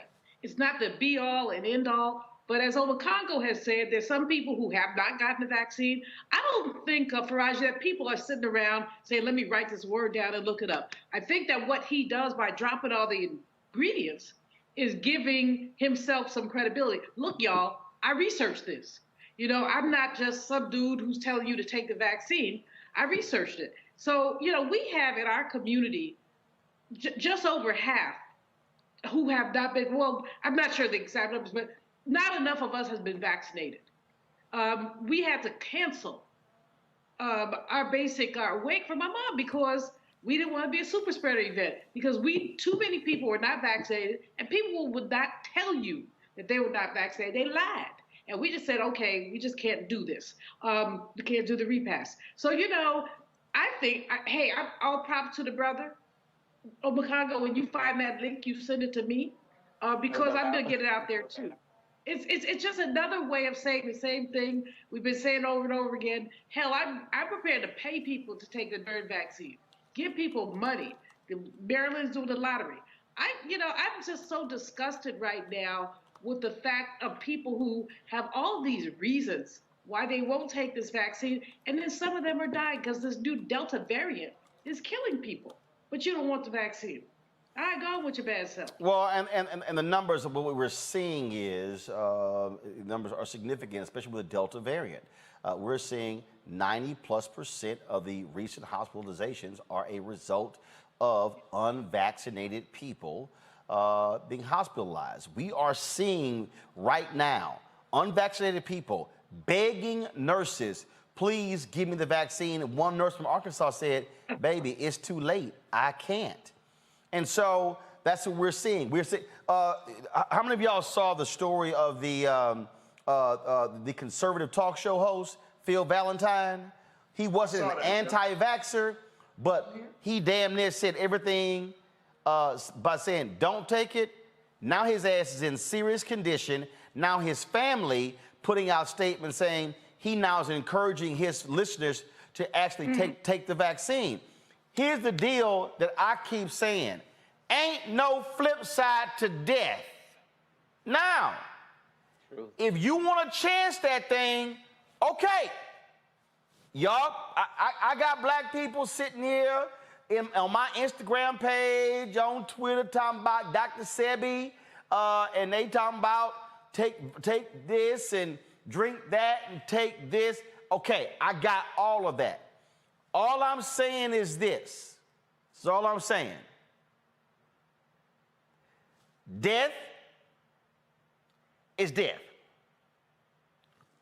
I ain't trying to die early. Hello. I'm not. I'm not. But the second piece is, even if I don't die, I am not trying to have diminished lung capacity. I can't, hell, I ain't gonna be able to walk a golf course or hell, walk up a flight of stairs. I mean, I know people, my attorney is dealing with the after effects a year later. Still, it's debilitating. And so, and here's again, if you don't want to take the vaccine, that is your decision not to take the vaccine. But if your ass end up on the ICU because you got COVID, hey, that's on you. But Roland, let's hold on, Faraji, go ahead. Real quick. Let's look at a couple of things. One is that people took the vaccine. People are getting conflicted information from all types of places, whether it's the CDC, Dr. Fauci, hell, even the president like what? Like the president said in that town hall, if you're vaccinated, you don't have to wear a mask. That's not true. That's not true at all. And so here, the CDC is just trying to figure out the mask mandate in this country. Okay, so here's the deal. Here's the deal that if people had watched this show, they would have understood this. The mistake that people are making is that they think, oh, I've got the vaccine, I'm good. You can come talk in my face, I can go wherever. Right. No. But no. the CDC, but let me what? There is no 100% foolproof guarantee. That's why there are people. But that's not how it was presented. Okay, but again though, what you had was, and this is part of the problem. Part of the problem is that you had governors, CEOs, other politicians putting reopen. Businesses are failing. They're dying. America's going to hell. There was massive pressure being applied. So then you had your public health folk who were trying to deal with that, but also make sound decisions. They were trying to juggle. What we said on this show, the efficacy, Johnson & Johnson was 81%. Moderna was 94%. Pfizer was 94%. That was the efficacy. Not one of them was 100%. We then had the scientists from North Carolina A&T on who talked about, here's the deal, 26% of the people who get the shot may get COVID. So you're absolutely right. Part of those decisions on not wearing a mask were political decisions based upon pressure, because you had these Republican governors and Democratic governors, again, business people who were saying, we got to end these mask mandates, people not coming out. And the sort of problem is, the real problem is, we got too many damn Americans who are impatient, who don't want to follow directions, who don't want to listen, who want to yell freedom and liberty and all that stuff. Like the 34-year-old black guy we showed last week, okay, who was mocking Twitter. Right now, he dead. He dead. But see, If I could just jump in for a minute. Hold on, Julianne, hold on. Finish your point, Faraji, then I'm going to Julianne. Faraji, go. Just very quickly, I want to just say that, like, if we're looking at all of the culture right now around COVID, around just simple things of mask wearing and washing your hands, and I'm in agreement with you on that point, Brother Roland, that folks act like that. But the CDC came out, when this vaccine was first presented, it was presented as a supplement, not as a solution. And now it was presented as the only solution, which is not true. I don't think America has done enough research and has been truthful with the American people that there are actually other remedies for COVID-19 that exist in the world. Check out ivermectin. That's happening, that was used down in Mexico, that cut the COVID cases by nearly 50%. So when we're talking about this is the government. Unfortunately, we're talking about the same government. They can't even come to the point of saying that January 6th actually happened. Well, of course not. Of course not. You can't do that. You can't do that in a nation where COVID has been politicized from the beginning. So the problem is in this country, depending on who's in charge, who folks believe. So what you have is you have folks who are largely on the right who are driving the narrative, can't trust it, oh my God, shove it down my throat, all stuff along those lines.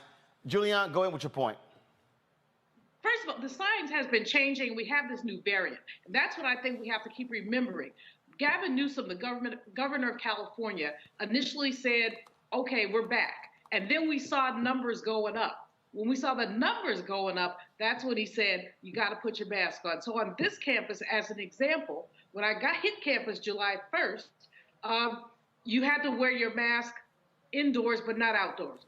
Yeah, I think that was indoors, but not out. Now you must wear your mask all over the campus. People are saying it's confusing. It's not that confusing. The numbers are going up, and we don't know who's been vaccinated and who hasn't been. But last point, this is a public health emergency that we are all going to pay for. Roland just said 90% of the people who have now been hospitalized are people who have been unvaccinated. But guess who ends up paying the public health bill? All of us. If you want to maintain or contain your tax responsibility around public health, you might want to put your GD mask on.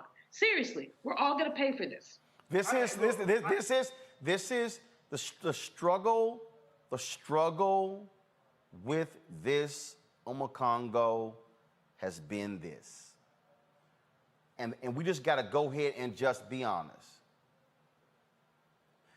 There's sheer arrogance in America where I can do what the hell I want to do, when I want to do it, how I want to do it. You can't tell me nothing. You can't tell me what to do in my church. You can't tell me what to do in my mosque. You can't tell me what to do in my temple. You can't tell me what to do with my children. You can't tell me I got freedom and liberty. I can say what I want to say and do what I want. That you got all that going on. Yep. And here's the deal. This is the point that I keep saying. There are consequences to one's decision. Rick Dennison was an assistant head coach with the Minnesota Vikings. The NFL came out and said, these are the people who are in tier 1. Tier 1 people must be vaccinated. He said, I ain't taking a shot. They said, Rick, no problem. Thank you for coming. Fired. They established the rules. That's the deal. Right now, there are people who have worked at hospitals who are pissed off today because they said, I'm not taking the vaccine. The hospital said, no problem, you're fired. Now they mad. Well, guess what? There are consequences to the actions. And so we are in the situation we're in now because Americans, after six months, they were like crack addicts, didn't know what to do. They were like a dude who dropped his Viagra on the ground and was looking around like mad. That's the problem, because folks in this country are all about, we're freedom, we're free. You can't tell us you infringe upon my rights, while more than 620,000 people have died. It's really sad. I mean, we have become slaves to our freedoms, plain and simple. We've let them dictate everything that we're going to do. And I would add to everything that you just said is the problem. The other problem is the lack of knowledge of history. Because going back to the flu of 1918, we saw the same thing. People started to let their guard down, and it came rushing back. Even in places like San Francisco, that was doing the best in the country at that time, started to let their guard down. We don't know our history. But look, I'm tired of seeing these stories of people who are saying things like, I'm healthy, I don't have any underlying conditions, so I think that I'm good. Well, how about the fact that you can catch it and pass it on to my grandmother who is immunocompromised, or you can pass it on to somebody else in your family? The level of selfishness and arrogance. You have the right to not take it, but you also don't have the right to make me sick or my kids sick or my family sick. And quite honestly, we got to add this racial lens to it, Roland, and you've already been talking about all of this. When this first came out, there was this all hands on deck. We're all in this together. Even Trump was saying we're all in this together. Then the data started coming out showing that black and brown people were affected more. And then all of a sudden it was Michigan, all these places, open up my state, free my rights, my body, my choice, pulling off of the pro-life, movement and all of the other type of stuff, right? And now the Republicans are seeing now that it's affecting their constituents more again. And now these governors, Kay Ivey and all of them are saying mask up. If people really cared about each other from jump, we'd be in a different situation right now. And so you're right. The government has opportunity. Private enterprises, they are making these decisions. You don't want to do it. These NFL players are about to experience that right now with these new NFL rules. There are going to be consequences to the action. But the biggest consequence is your death. And the next consequence is other people's deaths. And then a third consequence, as we have our economist here, Dr. MALVEAUX, there's an economic impact to the community that we all know we're going to feel it worse. I live in Southeast D.C., and I believe that in Ward 8, we are like less than 30% vaccinated, and in like War II, where people are wealthy, it's like over 70%. So now that they have access to this vaccines, and they're like, we're still not taking the precautions we needed. And are we taking the precautions with everything else and the social distancing and the mask and all of that? No, we are slaves to our freedoms, and we're suffering for it tremendously. Bottom line here is this here. Again, if an individual does not want to take the vaccine, that is their prerogative. The problem that we're seeing right now, Faraji, is with the variant, which the A&T professor said in April last year was going to happen. What we're seeing now is they also said the vaccine is not effective against. Right. No, because first of all, what he said was, he said viruses, once they interact with humans, he said they come in one form, and then they may veer off and distribute it in another form based upon who they come in contact with. So the point, so he said we're going to be in a situation where we're going to be chasing different variants for quite some time. What he laid out though was that, and we're seeing this right now, of the hospitalizations happening right now, 90 to 100% are as the result of unvaccinated people. Exactly. Brother Roland, is it possible that the United States government, and when I ask this question, I want us to think through it. Is it possible that the United States government could not be telling us the full truth about, not COVID, because I believe COVID is real. I mask up, I wash hands, I do all of that. But is it possible that they could not be telling the truth about the effectiveness of these vaccines, especially when you have a company like Johnson & Johnson, who is, from the talcum powder to the mishap, they had 15 million doses right here in Baltimore City a few months ago, where they messed up with the doses there, to the fact that is it possible that some things may not fall into place? Here's the deal, though. Is that possible? No, here's the deal. First of all, anything can be possible, but do you have proof?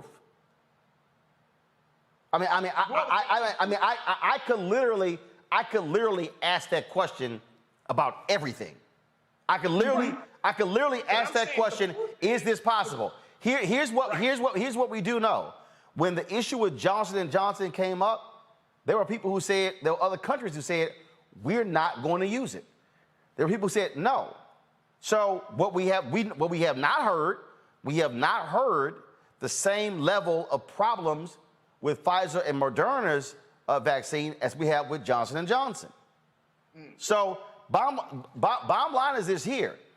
We've put on numerous doctors and scientists who are black, National Medical Association, down the line, for this very reason, in order to go through this and deal with this here. Bottom line is this here. If you're out there and you're skeptical, okay, that's fine. If you don't choose to take it, fine. But if you get it and die, sorry, shame on you, because your family is now impacted. And we're now seeing these stories where these family members are just in tears and crying because they lost a loved one. And I read a story the other day where there are married couples where one dude said, I feel like I'm cheating on my wife because I'm trying to sneak out the house to go get my shot, because the wife was absolutely adamant against it. I had a tweet earlier from conservative Eric Erickson, who's talked about, he said his children got their shot on Friday. They threw up on Saturday. He said by Saturday evening, it was nothing was wrong. And there were people who were telling him, you put your kids through that? And he was like, through what? I want my kids to be around. So again, options are there. If folk don't want to take it, that's on them, but you're playing with Russian roulette. I ain't trying to sit here and check the hell out early over some, and I'm like, and yeah, your ass is gonna mask up, you're gonna practice social distancing, because you got folks who Eric Clapton, I'm not performing at any venue that's gonna require people to show their COVID passport. Okay. Well, go sit your punk ass and sing at home then. I just read a story. 500 bars in San Francisco have formed an alliance requiring proof of a COVID test, proof of COVID vaccination before they let them in the bar. I mean, I'm sorry. At some point, you got to be a hard ass on this because people are actually dying. People are dying, and not only that, people are impacted in so many other ways. Roland, Clapton is a hot monkey fool, and he could just be a hot monkey fool in his house by himself. But the fact is that people pay attention to some of these folks, and because they're paying attention to them, you have the people who refuse to get tested, who refuse to wear a mask. I want us to have, I've been on 4 planes lately. I want us to have a COVID passport. I don't want anybody sitting next to me on the plane, even if they're masked, who has not been tested, doesn't have the vaccination. We know what's going on with this. And I don't understand. I mean, with all due respect to my brother, who is very passionate about what we may or may not know, we know this: people die. Now, the United States government is no paragon of virtue. We know that full well. We know there have been experiments like Tuskegee, Henrietta Lack. We all know that. That's why I got mine. I let white folks be my guinea pig. We used to be their guinea pigs. I let them be my guinea pig. So after they had gotten tested enough times, then I said, okay, I think I'll do it now. But the fact is that we know what's happening. And it really breaks my heart when I see some of the things. I just had a young man who actually, San Francisco State is now going to be closed in the fall. Cal State LA, we're gonna go back to hybrid. We will be open, but there's all this hybrid stuff. But this young brother had moved himself from Atlanta to San Francisco to go to school. He's in his 20s, so he had a little money, got an apartment, bought some furniture, and now he finds out that the campus is not going to really be open. So he's not going to be able to get his money back from his landlord. You know, he's bought this furniture. He might be able to send some of it back. And he's a young man who basically had the passion, dropped out of high school, went back, got the GED, did a couple years of community college, You know the story. And these are the unintended consequences of what's happening because people don't want to wear a mask. You know, all the stuff. It's nonsense. It's utter nonsense. You know, when I took, I had Moderna. It was unpleasant. I was sick for a couple of days. My temperature went up and down and up and down, and I couldn't hold anything down. I'm fine now. 2 days, I laid in the bed and read books. And some people will have a reaction. But that's what happens with vaccinations. Some people get a reaction from the flu shot. Maybe, my brother, there could be more research done. Faraji, maybe could be more research done, but we know this stuff works. I wouldn't take the J&J either, by the way, for any number of reasons. Here's what. Pfizer and Moderna are effective at 94 or 94.5%. That's called damn effective. Again, but that's on the original COVID-19. Then you talk about your variants, but I'm just going to give you this here, folks. 52,000 new COVID-19 cases a day, a 61% increase from a week ago. That is scary. All right, y'all, you know what time it is? No charcoal grills are allowed. I'm white. I got you, Carl. Illegally selling water without a permit On my property. Whoa! Hey! You don't live here. I'm uncomfortable. Woo, some white folks just cannot stay out of black folks' business. This black woman was trying to deliver goods to a customer when a white woman thought it was a drug deal. Yeah. Watch this. I was just giving you a heads up. Ma'am, you see this is hair extension. Why are you doing it here? Because I can. It's a public park. It's a public park. Do you own the park? Can people pick up here? It's just a pickup. Okay. It looks like a drug deal. I don't care what it looks like. Call the police. I pay $50,000 in taxes. I pay my mortgage. Do it at your house. Lady, if that's your house, do it at your house. If there's a problem, tell someone. Okay. Thank you. I was trying to give you a heads up. Give a heads up. Okay, Thank you. Here, girl. Thank you. I definitely appreciate it. For the hair services. appreciate you. Thank you, love. Tap in if you need anything else. I will. Thank you. Just giving you a heads up. It looks like a drug deal. People don't go around every day. People parking here. I'm telling you, you don't see our district. You know what? I'm just saying. I have a legit business. I paid $50,000 to taxes federal person. And people are talking about the girl on the bike that's stealing drugs. I don't want to involve police on people. What do you want me to do? Stop doing my business? Well, I would like you to not do it here. Ma'am, I'm aware it's a public park. I'm just saying.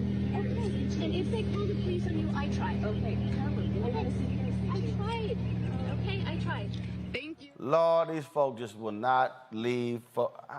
How the hell are you going to tell somebody what she should be doing? What? McCongo, go ahead.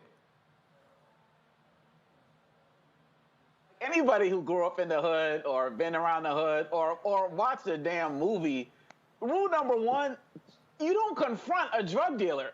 First of all, if you think somebody's stealing drugs, I'm not going to be the one to step to them. You know what I'm saying?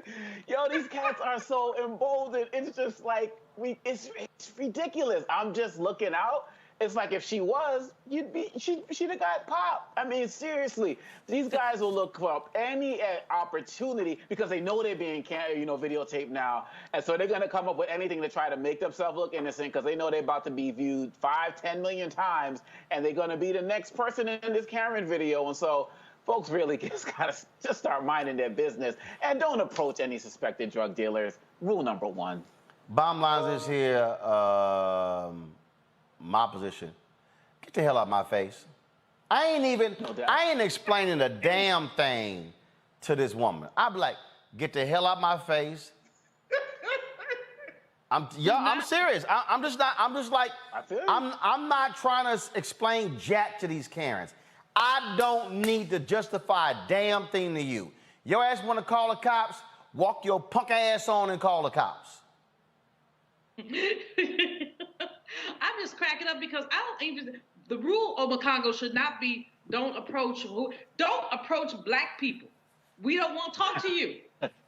There you go. You know, just go away and find yourself. We don't want to talk to you. You know, if you feel like you need to call the police, call them, and then your behind is going to get arrested. Because there should be a law that says when you empower the police to harass black people, you go into jail. Do not pass go. I mean, that was just ridiculous. This woman, and she's standing on her privilege. She's standing on her privilege. Sister Girl gave her far more time than I would have given her. And far more courtesy, because there would have been a whole lot of witches and MFs coming out of my mouth. I absolutely, Faraji, I need laws passed. If these Karens call a cop and they show up and it's some BS, they should cuff their ass and take them right to jail. There you go. Let me tell you something. First and foremost, Roland, I'm still tripping off of the caption, Assuming Annie. That's a new title.